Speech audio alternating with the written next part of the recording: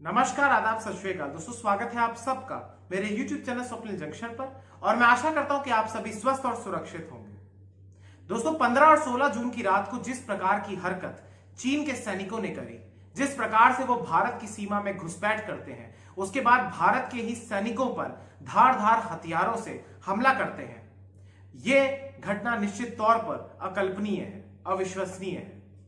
क्योंकि भारत और चीन के बीच जिस प्रकार के समझौते हुए हैं, उसके अंतर्गत जो संधियां हुई हैं, चाहे वो पीस एंड ट्रैंक्विलिटी ट्रीटी हो या तमाम ऐसे समझौते हो जो 2005 में हुए हो, 1993 में हुए हो, उन जो ये संधियां हुई हैं उनके अंतर्गत भारत और चीन के सैनिक सीमा पर एंगेज करते हैं, लेकिन हर वक्त उनकी जो बंदूकें होती हैं वो हमेशा उनकी पीठ पर लगी होती हैं। यानी वो पीछे अपने साथ हथियार रखते हैं, दोनों पक्षों के सैनिक, लेकिन कभी भी फायर आर्म्स का उपयोग नहीं होता है। यानी दोनों पक्षों के ओर से कभी भी फायरिंग नहीं होती है।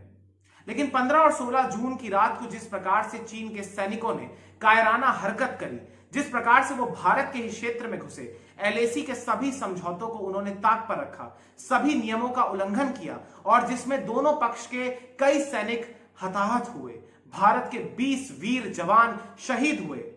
इसके बाद इस घटना का वर्णन करना मेरे लिए, कम से कम मेरे लिए, बहुत मुश्किल है, असंभव है। मेरे पास शब्द नहीं है। मैं निशब्द हो गया हूं। इस घटना को जब अपने मन में हर बार सोचता हूं तो यकीनन मेरा कलेजा मुंह को आ जाता है। इसके अलावा आपने वो तस्वीरें भी देखी होंगी जो कि कल आई देश भर से, जब देश के उन 20 वीर और पराक्रमी शौर्य से ओतप्रोत जवानों के जब पार्थिव शरीर उनके पैतृक गांव में पहुंचे, तो वहां पर किस प्रकार से जन सैलाब उमड़ गया, किस प्रकार से भारत माता की जय, वंदे मातरम, जय हिंद के नारों से पूरा शहर, पूरा राज्य, पूरा देश गूंज रहा था।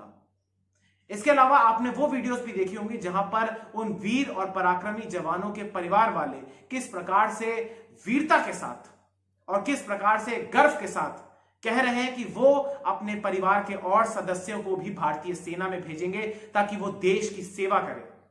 यह होता है जज्बा, यह होता है शौर्य, यह होता है पराक्रम, यह होता है जोश और उत्साह। इसके अलावा आपने वो तस्वीरें भी देखी होंगी जब देश के प्रत्येक, बल्कि अलग अलग, मैं कहूंगा कि अलग अलग इलाकों से, अलग अलग शहरों से ऐसी तस्वीरें सामने आई जहां पर लोगों ने चीन के सामान का बहिष्कार करते हुए पोस्टर्स और बैनर्स बनाए, चीन के राष्ट्रपति शी जिनपिंग का पुतला भी फूका।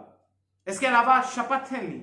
इसके अलावा भारत के व्यापारियों ने, मसलन पश्चिम बंगाल के कई व्यापारी हैं जिन्होंने चीन से जो इंपोर्ट का सामान, जो ऑर्डर उन्होंने दिया था, उसको भी कैंसिल किया है। तो ये कुछ अपडेट्स हैं। लेकिन दोस्तों, आप ये जानते हैं कि ये स्थितियां पल पल बदलती रहती हैं। तो मैं आपको कल जो कुछ भी हुआ, जो कुछ कल प्रमुख तौर पर घटनाक्रम हुए, उनके बारे में आपको सूचित करना चाहूंगा। सबसे पहले दोस्तों, ताजा विवाद जो हुआ, उसके बाद भारत और चीन की ओर से कल मेजर जनरल स्तर की वार्ता हुई। लगभग 6 घंटे यह वार्ता चली जिसका परिणाम नहीं निकला, लेकिन यह वार्ता आज भी होगी और यह जारी रहेगी। इसके अलावा भारत और चीन ने दोनों पक्षों की ओर से यह बयान आए हैं कि भारत और चीन इस विवाद को बातचीत की मेज पर सुलझाने के लिए प्रतिबद्ध है। किसी भी विवाद को बातचीत के माध्यम से ही, संवाद स्थापित करके ही सुलझाया जाएगा। इसके अलावा एक महत्वपूर्ण अपडेट आपको अमेरिका से भी दूंगा।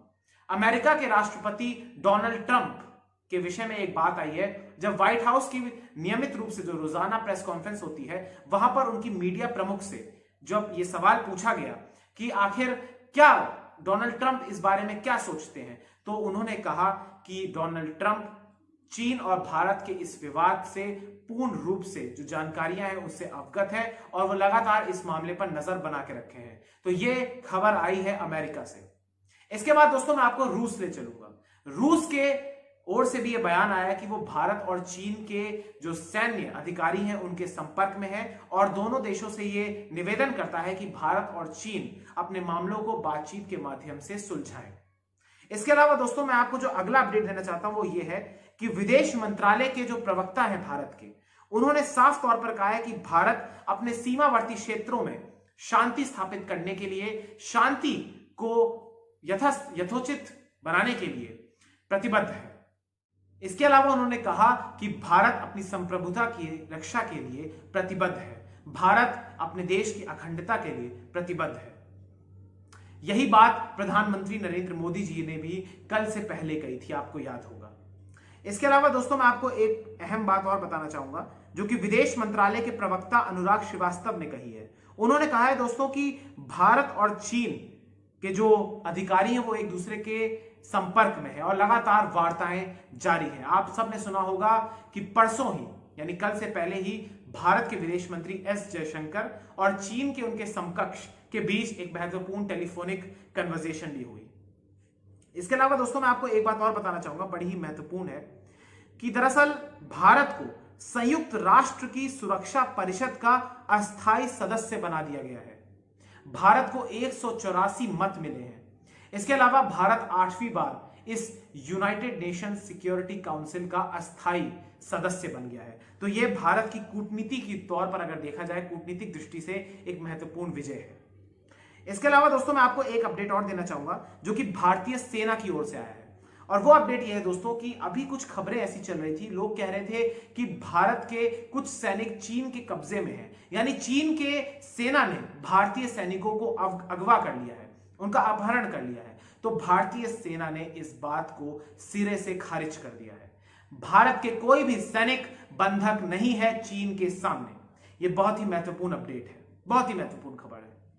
इसके अलावा दोस्तों मैं आपको अब लेके चलूंगा जम्मू कश्मीर। दरअसल जम्मू कश्मीर में जो जम्मू कश्मीर पुलिस के जो अधिकारी हैं, बड़े अधिकारी हैं, उन्होंने कहा है दोस्तों, जो दिलबाग सिंह जम्मू कश्मीर पुलिस के जो प्रमुख हैं, उन्होंने स्पष्ट तौर पर इस बात से देश को आगाह किया है, देश को ये संकेत दिए हैं कि हो सकता है कि चीन और भारत के इस गतिरोध में, इस संघर्ष का फायदा उठाते हुए पाकिस्तान सीमा पार से घुसपैठ की घटनाओं को और बढ़ा दे, यानी पाकिस्तान इस स्थिति का लाभ उठाते हुए अपने यहां से आतंकवादियों को भारत की सीमा के भीतर प्रवेश कराने के लिए भरसक प्रयास करेगा। इसके लिए भी जो उन्होंने सावधानी है, जो संकेत है, वो उन्होंने जारी किए हैं। इसके अलावा दोस्तों मैं आपको एक महत्वपूर्ण अपडेट बताना चाहूंगा जो कि भारतीय रेलवे की ओर से आया है। दरअसल भारतीय रेलवे ने कानपुर और मुगल सराय के बीच लगभग 417 किलोमीटर के लंबे खंड पर जो सिग्नल और दूरसंचार के काम का जो कॉन्ट्रैक्ट चीन की एक कंपनी को दिया था। अब इस चीन की जो कंपनी है उसका नाम है national railway research and design institute. इसको ये कॉन्ट्रैक्ट दिया गया था कि ये भारत में एक रेलवे कॉरिडोर बनाए, एक सिग्नल और दूरसंचार के काम को भी ठीक तौर पर स्थापित करे। तो उसमें धीमी गति से जो कार्य था वो हो रहा था। इसके तहत भारत की रेलवे ने, यानी भारतीय रेलवे ने 471 करोड़ रुपए का जो कॉन्ट्रैक्ट दिया था उसको खत्म कर दिया है, उसको समाप्त कर दिया है। इसके अलावा दोस्तों मैं आपको एक बात और बताना चाहूंगा कि जिस प्रकार से पूर्वी लद्दाख में आप सबने देखा कि भारत और चीन की सेनाओं के बीच गतिरोध हुआ, इस संदर्भ में चीन के सरकारी अखबार ग्लोबल टाइम्स ने एक ऐसी वीडियो को प्रकाशित किया है, एक ऐसी वीडियो को चलाया है जिसमें चीन के सैनिक युद्धाभ्यास कर रहे हैं, टैंकों से गोले दाग रहे हैं, तोप से गोले दाग रहे हैं। यह यकीनन एक प्रोपेगेंडा वीडियो है और वो दिखाना चाहते हैं और वो भारत को दबाव में लाना चाहते हैं। तो इस पर हमें विश्वास करने की कोई जरूरत नहीं है। इससे हमें ना तो भयभीत होने की जरूरत है ना ही कुछ, क्योंकि चीन लगातार इस नीति पर कार्य करता रहा है कि वो हर वक्त, हर समय, जब भी उसका किसी भी देश से, अपने पड़ोसियों से गतिरोध होता है, चाहे सीमा विवाद हो, चाहे व्यापारिक विवाद हो, वो इस प्रकार के प्रोपेगेंडा वीडियोस को वायरल करता है, बनाता है। इसके अलावा दोस्तों चीन के एक अधिकारी ने भी एक बात कही है। दरअसल वहां के विदेश मंत्रालय के एक शीर्ष अधिकारी ने यह कहा है कि गलवान घाटी में जिस प्रकार से संघर्ष हुआ, जिस प्रकार से वो गंभीर परिस्थितियां उत्पन्न हुई, उसके लिए दोनों देश उचित तरीके से निपटेंगे। यहां पर आपका जानना बेहद आवश्यक है कि चीन के विदेश मंत्रालय के जो प्रवक्ता हैं, उन्होंने अभी भी इस बात की पुष्टि नहीं करी है कि चीन को कितना नुकसान हुआ है, कि चीन की ओर से कितने सैनिक इस जो ये संघर्ष हुआ उसमें मरे हैं, मारे गए हैं, उसमें हताहत हुए हैं। इसके अलावा उन्होंने ये भी कहा है कि दोनों देश कूटनीतिक और सैन्य तंत्रों के माध्यम से, यानी डिप्लोमेटिक चैनल्स के माध्यम से और मिलिट्री लेवल की रोजाना होने वाली रेगुलर टॉक्स के माध्यम से इस गतिरोध को, सीमा के विवाद को समाप्त करने के लिए प्रतिबद्ध है। इसके अलावा दोस्तों एक बात मैं आपको और बताना चाहूंगा कि भारत की जो तीनों सेनाएं हैं, यानी थल सेना, वायु सेना और नौसेना, तीनों सेनाओं को हाई अलर्ट पे रखा गया है। भारत की चीन के साथ 3,488 किलोमीटर की जो सीमा है, उसमें सभी जितने भी हमारे जो लड़ाकू विमान हैं या हमारे एयर बेस कैंप्स हैं, वो सभी को, या मिलिट्री बेस कैंप्स हैं या फिर नेवी समुद्री में यानी हिंद महासागर के क्षेत्र में जितने भी नेवी बेस कैंप्स हैं, उन सबको हाई अलर्ट पर रखा गया है। इसके अलावा भारत की सेनाएं उत्तराखंड, हिमाचल प्रदेश, जम्मू कश्मीर, सिक्किम, इन सभी क्षेत्रों में हाई अलर्ट पर है, क्योंकि चीन हो सकता है इस तरीके की हिमाकत करे कि वो भारत के क्षेत्र में घुसपैठ कर सकता है।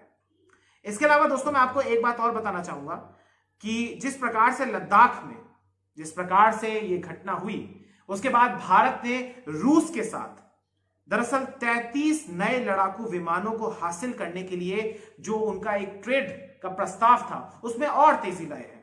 33 विमानों का एक समझौता हुआ था जो कि भारत रूस से खरीदेगा, और इसमें 21 विमान है मिग के, और इसके अलावा जो 13 विमान हैं वो हैं आपके इसमें माफ कीजिएगा दोस्तों जरा थोड़ा सा, इसमें 21 जो विमान है वो है मिग 29 और 12 है इसमें Su-30 MKI। तो इन विमानों को खरीदने के लिए सरकारी सूत्रों के अनुसार से ये खबरें आ रही हैं कि भारतीय सेना और भारतीय जो सरकार है वो लगातार तेजी के साथ काम कर रही है। तो दोस्तों ये वो महत्वपूर्ण अपडेट्स थी जो मैंने आपको इस वीडियो के माध्यम से दी। अब जिस प्रकार से रोजाना नई नई अपडेट्स आएंगी वो मैं आपको बताता रहूंगा, आपको उन सब अपडेट्स के साथ पूर्ण रूप से अवगत रखूंगा। लेकिन मैं ये आशा करता हूं दोस्तों कि आप भी ये प्रण लें कि हमें चीन का सामान भविष्य में या तो खरीदना ही नहीं है या फिर कम से कम खरीदना है, क्योंकि इस गतिरोध में केवल वर्दीधारी ही शामिल नहीं है। केवल वर्दीधारी सैनिक ही देश की रक्षा नहीं करते हैं या देश की ओर से मुंहतोड़ जवाब नहीं देते हैं, बल्कि एज अ नागरिक हमारे भी ये कर्तव्य है कि हम भी चीन को अपनी सेना के साथ, भारतीय सेना के साथ मिलकर, भारत सरकार के साथ मिलकर मुंह तोड़ जवाब दें, उनके सामानों का, उनके उत्पादों का बहिष्कार करें, उनको क्रिटिसाइज करें, उनको ना खरीदें, नहीं खरीदें। हमें प्रतिबद्ध रहना है, अपने सामानों को खरीदना है, भले ही थोड़ा पैसा एक्स्ट्रा खर्च हो जाए, लेकिन सोचिए वो पैसा हमारे देश के लोगों के लिए हो। इसके अलावा सरकार को भी वो तमाम कॉन्ट्रैक्ट्स को रद्द करने की आवश्यकता है, चाहे वो दिल्ली मेरठ रैपिड रेल जो ट्रांसमिशन का जो प्रोजेक्ट है RRTS का वो हो, क्योंकि उसमें भी चीन की कंपनी है। इसके अलावा तमाम ऐसे प्रोजेक्ट्स हैं जिसमें चीन का भारी निवेश है, ऐसे तमाम ऐप्स हैं जिनमें चीन का भारी निवेश है, हमारे स्टार्टअप्स में चीन का भारी निवेश है। चीन हमारे अंदर तक है, इसको हटाना मुश्किल है, जटिल है, कठिन है, लेकिन असंभव नहीं है। हमें नियमित रूप से हमें प्रयास करने हैं कि किस प्रकार से हम चीन को जवाब दे सकें। बहुत बहुत धन्यवाद दोस्तों। जय हिंद, नमस्कार।